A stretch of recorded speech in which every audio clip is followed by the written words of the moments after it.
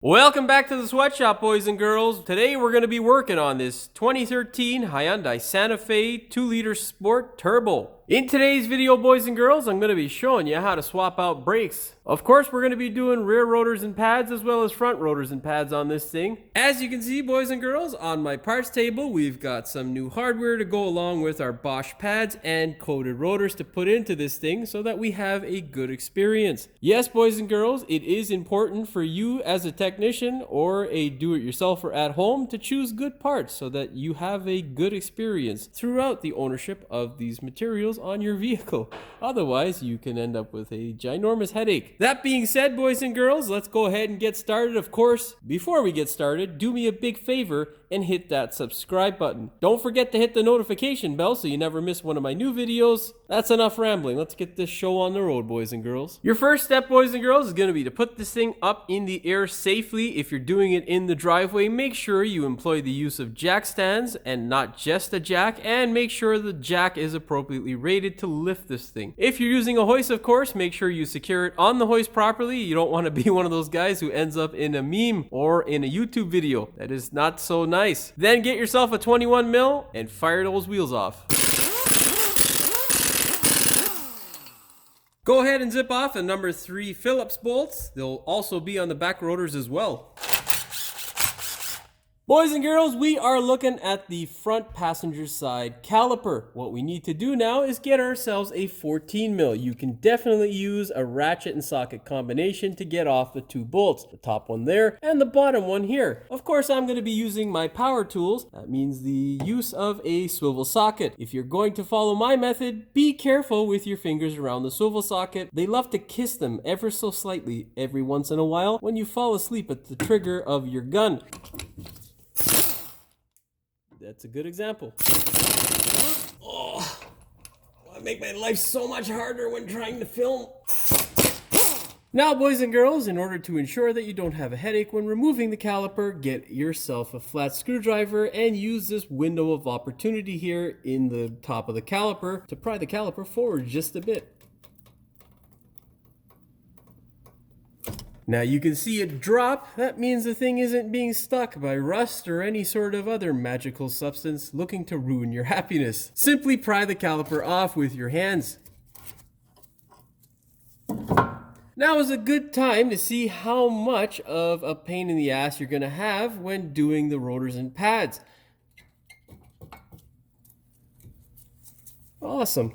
Look at that, boys and girls. They're not too stuck in there, which means that I'm not going to have to grind off buckets of rust. Yay! Now be sure to get a bungee cord and hang this guy. You don't want it resting off of that brake hose, because if for whatever reason the stupid thing gets snagged, caught, or drops off of wherever you place it, you could potentially rupture that hose internally or have the caliper fall off the car altogether and have brake fluid everywhere. It's never happened to me or anybody that I know, but look at the world that we live in today, boys and girls. Who would have thunk? The point is, anything is possible. We can now go ahead and remove our caliper bracket, boys and girls. What you'll need is a 17 mil. Of course, I'm going to be using my flex socket. You can use a ratchet socket combination. Here's a tip, boys and girls. The bigger the socket, the more it will hurt. So just keep that in mind when hammering off those bolts.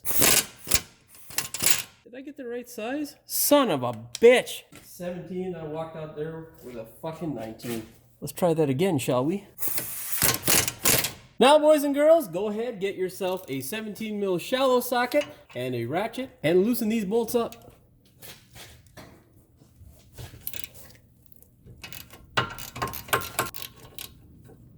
Come on, get on there. Oh.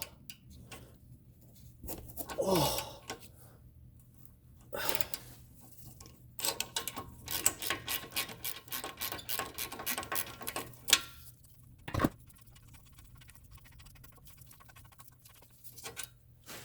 One.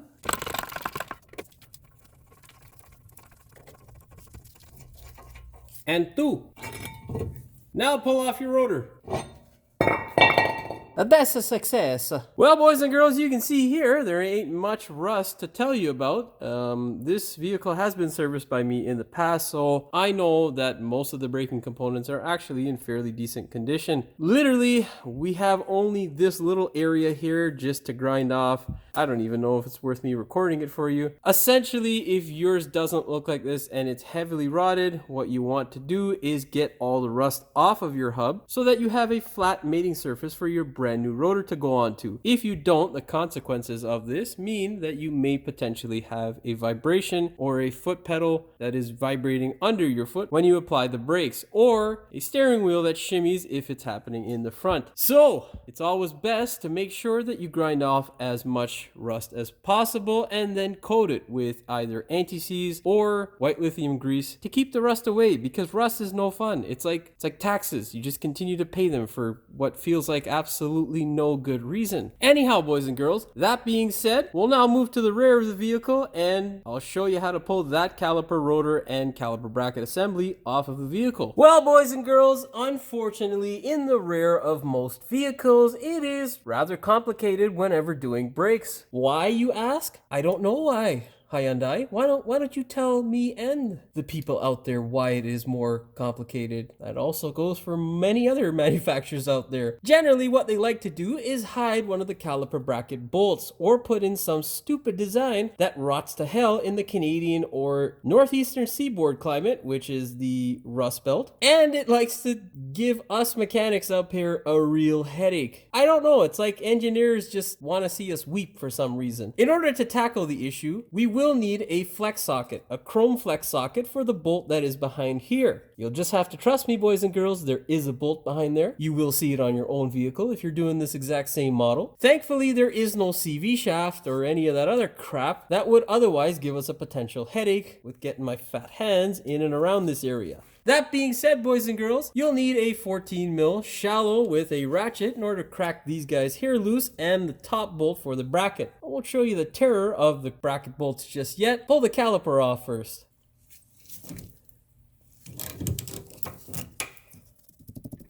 Here's the tip, boys and girls. Never take the bolts out all the way without cracking both of them loose, because if the one is extremely tight and you remove this one, like I just did, almost, the caliper is going to go way up like this. And you're going to be like, dude, what the hell? And that, my friends, if it happens, will cause you what is otherwise known as emotional damage. With your two bolts out, you're now going to employ the use of a flat screwdriver. You're going to take the flat screwdriver, place it in here, and pry on the rusted to hell rotor. Then, take your caliper and just rest it ever so gently over there in this little valley, which appears to be made just to hold the caliper whenever servicing brakes. Now, boys and girls, in the shot, you can see the top bolt there. This is also a 14 millimeter bolt, which you can get off with a regular shallow socket. Unfortunately, this bolt down here, you can't fit an impact socket on. I don't think so. I haven't tried, but the cavity in here doesn't look wide enough for my snap-on ones, so I'm not even going to bother. It will come off, provided you haven't had a monkey or some crazy person who looks like the Hulk torque this thing. It should come off relatively easy. Well, it doesn't always have to be a person the size of the Hulk that torques it. It could also be our good old friend, Rust-Tite. That mother... Anyways, boys and girls, let's get that flex socket, a 3" 3/8 extension, and we'll crank that bottom bolt loose. Before trying to crank on it, make sure you get the socket on as much as possible, because if you don't, and you strip that bolt out, boys and girls, oh my god. I don't know what the next level is to emotional damage, but it's gonna be that level. Did I get loose? Ah, son of a bitch. She came off. Come on, get on there. Get on, get! Try that again, boys and girls. Ah. There we go. Same thing goes for the caliper. Do not crank it off all of the way. Get your regular shallow one, stick that back on the ratchet, and crank this one loose. Ugh.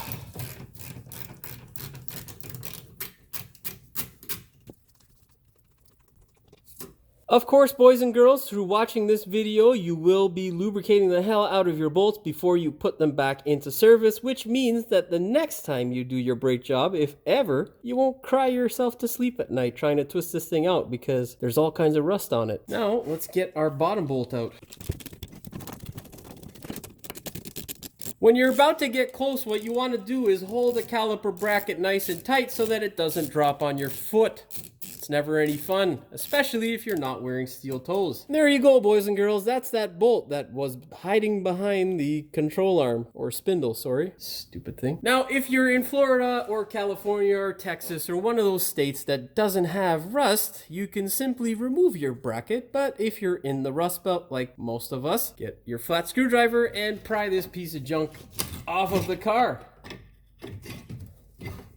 Remember, there are, on most cars, differences with the sliders and caliper brackets, so whatever you do, do not mix them up. If you need to identify them, sometimes what I like to do is either put a mark or a piece of tape on one side of the vehicle so that you know that the particular caliper bracket that you're working on came off whichever side you put the tape on or mark on. Now, of course, let's go ahead and pull off the rotor. Ah yes, boys and girls, I did tell you it was more complicated, so we'll show you why it is a little bit more complicated in the rear. Well, boys and girls, as you can see, this thing is not just on a heavy diet of carbs. The drum brake assembly, which is your emergency brake, is inside this portion of the rotor. This is why we have that little seal there. That is to access the adjustment. Now, a good rule of thumb for most of these setups are, if you're looking for the position of the adjuster, you can usually find it by looking on the back of the rotor. Of course, you most times won't see the adjuster, but you will see the cable. And the cable is a good indicator that the adjuster is usually on the opposite side. So I know from experience, our adjuster is not on this side, boys and girls, because our cable is up there. It's down below. That being said, if you have put on coated rotors in the past or service your brake system, most times you're not going to have an enormous rust ridge which will cause the rotor to get stuck on. Now, I'm going to attempt to pull this thing off, and hopefully I don't have to slack off the adjuster down here in order to do so. But if yours isn't coming off, what you're going to need to do is, of course, slacken the adjuster in order to get the shoes to go like this. When they get closer to each other, they will release their stranglehold on this stupid contraption and release it from the vehicle, therefore giving you, boys and girls, less gray hair while doing this process. Now, let's try my luck.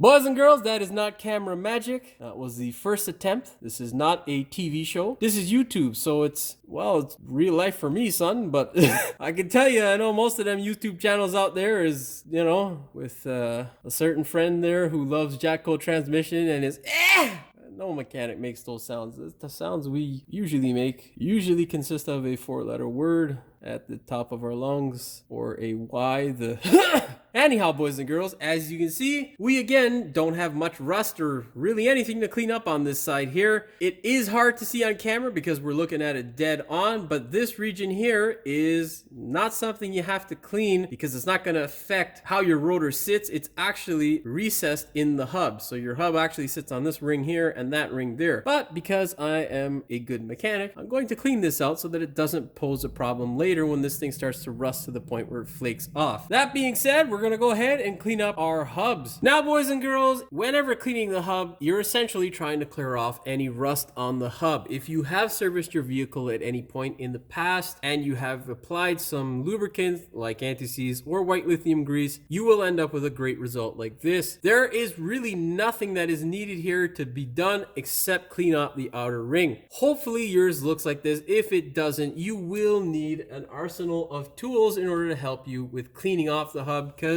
it can be a royal pain in the ass sometimes to get between the hub ring and the stud here. Tools that I usually use is this type of cookie here. It doesn't take off much material. We're not looking to remove material. We're just looking to remove the rust. The other tool that is popular for me is my wire wheel. I like to use one like this with a good depth. You can see there that it is larger than the depth of the actual stud, so I can get this guy in between here and the hub to clean off whatever rust may be there. Luckily for myself, because I've done this in the past and did the necessary work to give myself less gray hair, I literally need a rag and my cookie just to grind off some of the rust here. So I'll give you an example of what it should look like after you're done. That there, boys and girls, is perfect. You do not want to remove any material. You should still be able to see the machine marks on your hub. That is absolutely the best way to know that your hub is straight, of course, provided it hasn't had any physical contact with a curb. Now you can go ahead and wipe off the grease or the anti-seize. Oh man, there's still anti-seize residue. That's awesome. You can wipe it off just to make sure there's no clumps of rust hiding in there when you pull off the rotor. That is a common issue that can sometimes happen. When it is clean, you can go ahead, boys and girls, and reapply either anti-seize or white lithium grease, and you're good to go. Now just do the same to all the other hubs. Now, boys and girls, you should end up with a result like this, where you have a fully coated hub. As explained earlier, not necessary to have it in the recessed area. Can put it on if you like. Mine's just coated with a nice layer of white lithium grease, so I am good. Second thing is, boys and girls, make sure that you don't have any bristles that are left behind whenever using the brush applicator for your anti-seize. Make sure that it is not caught between the rotor and hub, as that can cause you a vibration. Also, another good practice is to rotate your hub and check your bearings to see whether they're loose or making any noise. But that's a video for another day, boys and girls. Make sure you get the placement of your rotor right before you go ahead and put it on. As you can see, this guy is on the opposite side, so we need to do another 180. Grab your number 3 Phillips bolts and just slowly drive them in. Make sure you force the rotor back onto the hub to make sure it's sitting flat, and then you can give this guy a couple of clicks. Boys and girls, these are 2 really small bolts. If you are going to torque them, do not exceed 7 to 8 foot-pounds of torque, and do not do a full throttle blast with any sort of gun, because you will break those bolts, which is a stupid idea. And make sure you do what I did and apply a little bit of anti-seize to the underside of the bolt head, so that way you don't have them seize up on you next time. Let's go ahead and do the back. In the rear of the vehicle, boys and girls, the process is exactly the same as the front, except you have the emergency brake to deal with, which can be a little bit of a pain in the ass on this vehicle. From my experience, you want to adjust it only if you need to, because it's kind of a pain to get to on the angle that they put it in. Hyundai. What do you do? That being said, go ahead, grab your rotor, slide it on gently, make sure you don't upset the position of the shoes.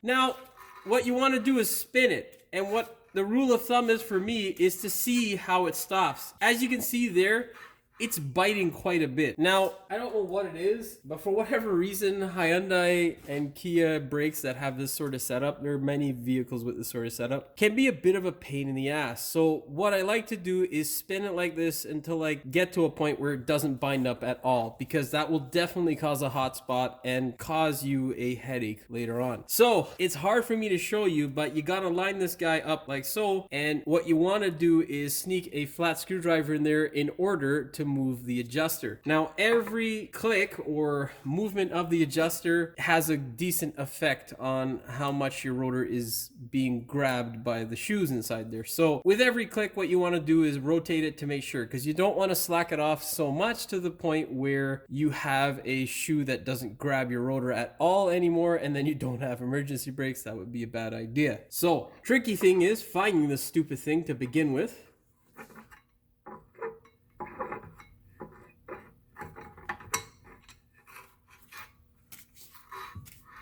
Still holding it there a bit. You know, most manufacturers do the smart thing and have it kind of dead on. Not Hyundai, Kia. They haven't caught up to everybody else, let's say, in terms of design and quality. Just take, for instance, their 4-cylinder 2-liter motors and 2.4s, which just decide to randomly burn up sometimes. Okay. So we got a little bit there. but that should be okay. It's spinning relatively freely, so I'm happy with that. Now, the majority of the time with these vehicles, with most other manufacturers that have this type of setup, what I usually do is tighten it up all the way and then slowly back it off 1 or 2 clips. That's usually what does the trick, and I have no issues, but I have had issues with this guy specifically before. The first time we did the brakes, I did my regular process, and this pile of junk would not release all the way, and I ended up having to pull the back wheels off and take care of that crap again, which I don't want to do. Of course, boys and girls, make sure you pull this rubber off of your old rotor and insert it into your new one. A little bit of anti-seize goes a long way with that as well. And there you go, boys and girls. We are good to go. Now we can move to the fun portion of the job, which is servicing the caliper brackets. I hope you heard the sarcasm when I was talking about this contraption. It is rather a pain in the ass here in the rust belt. As you can see, this guy don't want to move because it's rust tighted into place. But don't worry, we have percussion and persuasion instruments that will help with removing this pile of junk. Now, boys and girls, the process is pretty much the same for the front and rear of the vehicle in terms of surfacing the caliper bracket. It's actually a bit harder on the rear of the vehicle. The reason being is because there's less space to fit these wonderful tools that you'll need to employ in order to do this job. Essentially, you'll need an arsenal of grinders that are small enough to get into these little passageways of your caliper bracket to get rid of the rust. Now, in order to get rid of the rust, we'll need to remove this pad, which of course doesn't want to come out. So you can get a hammer. I like to take my aggression out with this portion of what is left of a hammer and just smash it out slowly. See, that thing's really in there. And it has been 4.5 years, so it's expected, but that's, you know. Now, I will say having a enormous vise really does help. I don't really care about these shims, so if you're reusing yours and using a vise, don't clamp it like this. Aha! There we go! Fuck, it got stuck on the other side. What do you know? Just hammer it through, boys and girls. Take that aggression out.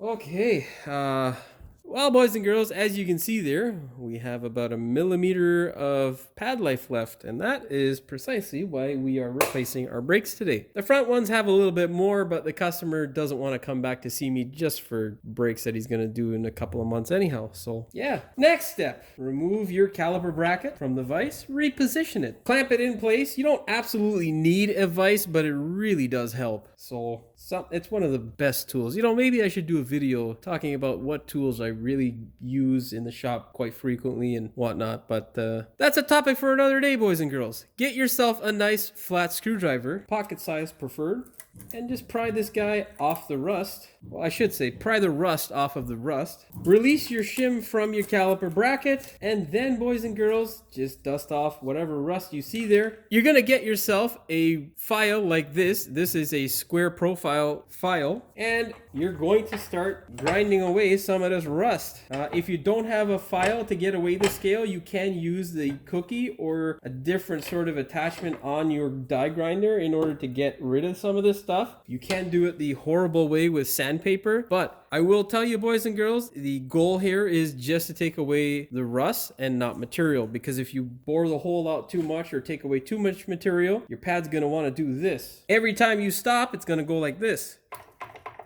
It's going to jingle jangle back and forth, and you're going to want to break someone's head. Ain't nobody got time for that. Start grinding away slowly until you start seeing a little bit of silver.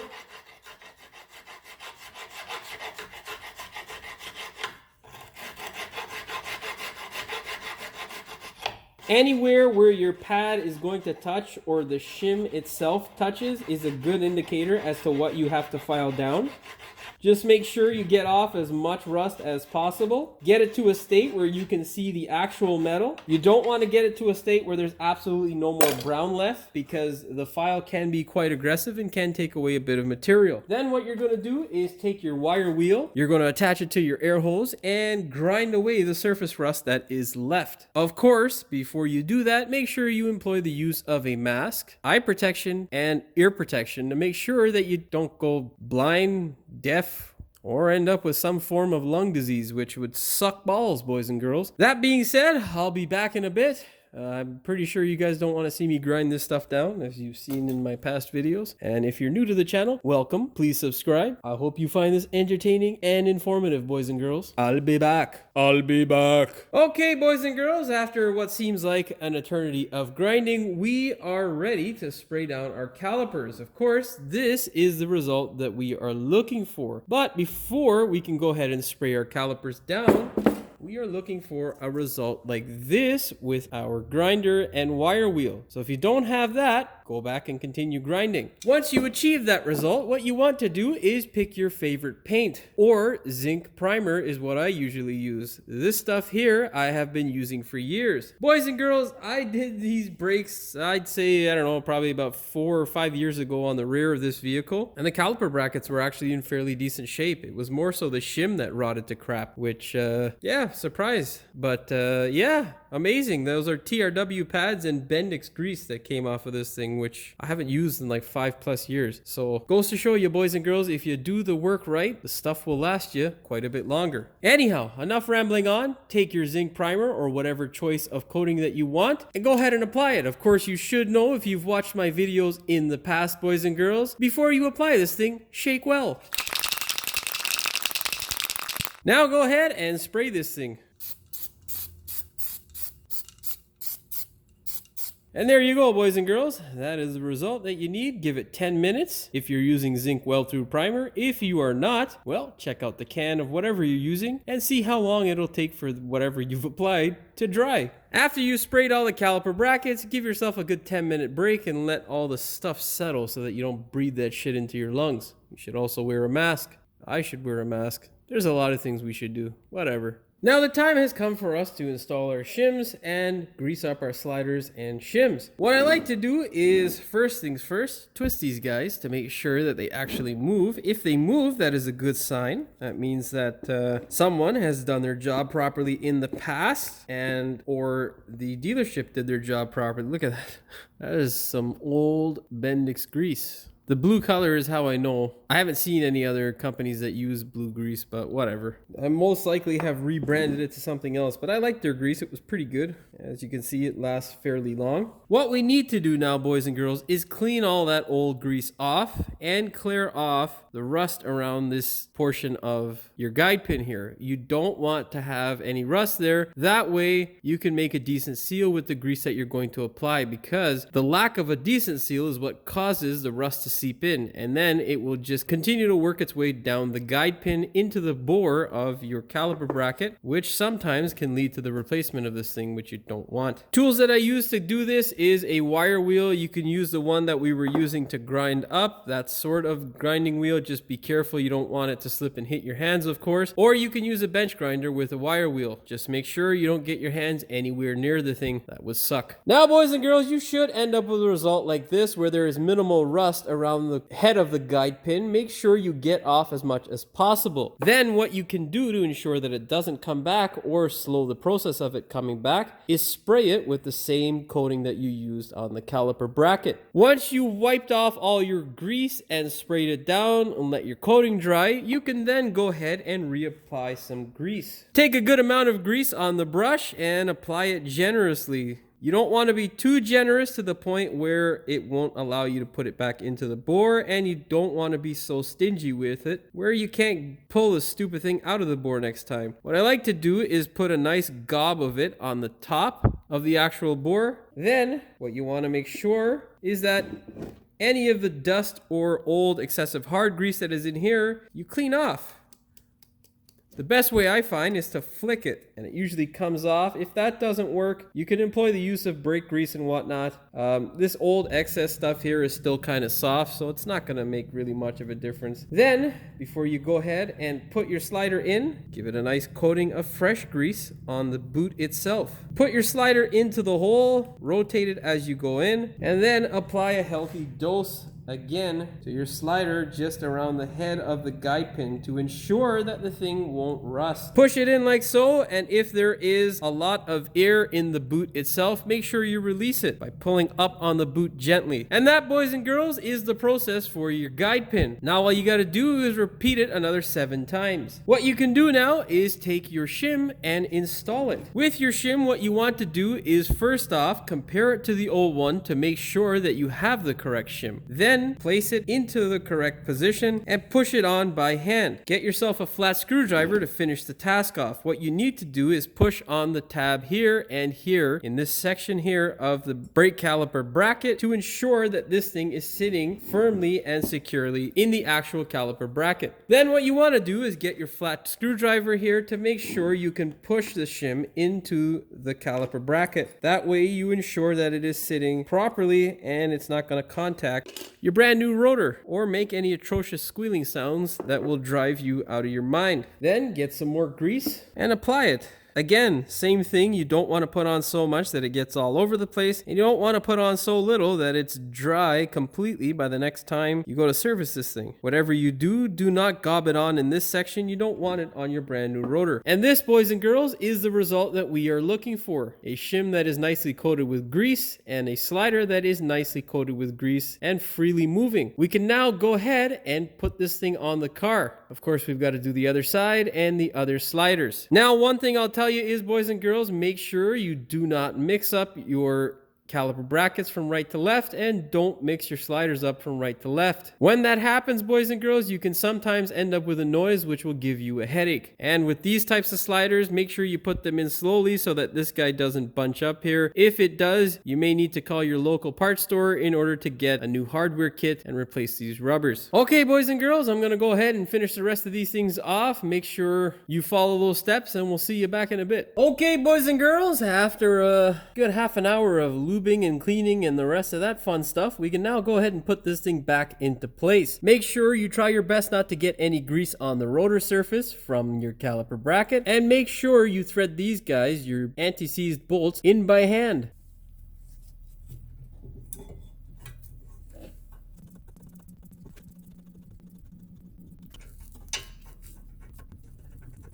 Alright, now get your torque wrench. Set your torque wrench to 73 foot-pounds or 99 newton meters.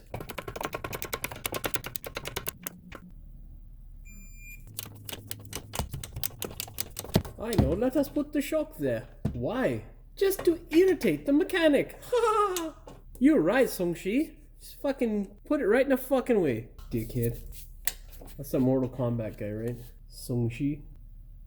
Now, boys and girls, before we go ahead and slide our pads into place, what we want to do is take the shim that originally comes with the Hyundai and place it on the back of the pad. The reason why we do this is because it was there originally, and the second reason is because you can see here that this section of your piston won't be covered. So this guy here blocks a little bit of the debris that comes off your pad and helps kind of protect your boot. It helps to seal the piston completely around where a lot of moisture can potentially build up and cause rust. So you don't want to put it just on like this. It will hold in place, but the likelihood of it eventually kind of coming apart and giving you a headache with some sort of noise is high. So what you want to do is take a little bit of silicone and apply it to the back of this thing. Oh man, I don't think I have much left. You don't have to put too much on, just enough so that it's not going to move around.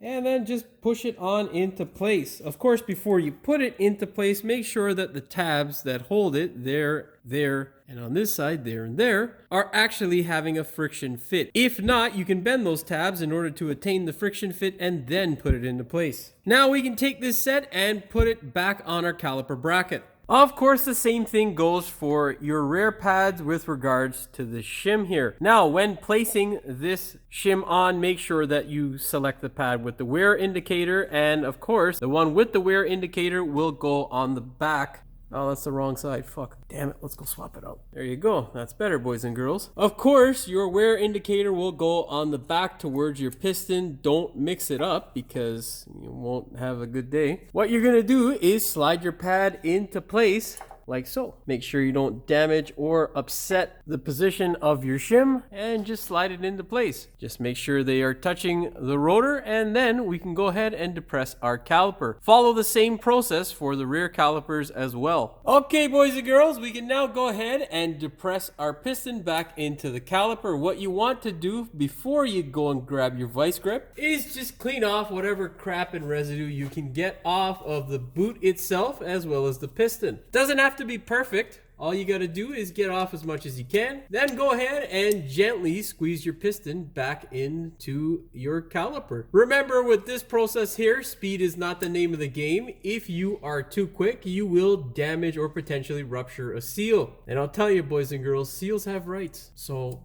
don't violate the seal's rights. If your piston is retracted all the way, what you want to do now is inspect your rubber seal to make sure that it isn't protruding. If it is, you may have to push it into the board just to make sure it doesn't get caught on the caliper. Now, as you can see, I've put some silicone on this thing in the past, which has kept it in decent shape. What I'm going to do is grind this off, apply a little bit of silicone, and then we'll go ahead and put it back into place. Of course, boys and girls, don't forget to hit record when you put the silicone on or grind off the dirt. If you are recording it, our next step here is going to be to unhook our caliper. Be careful with the bungee cord. They can be a little bit on the crazy side sometimes.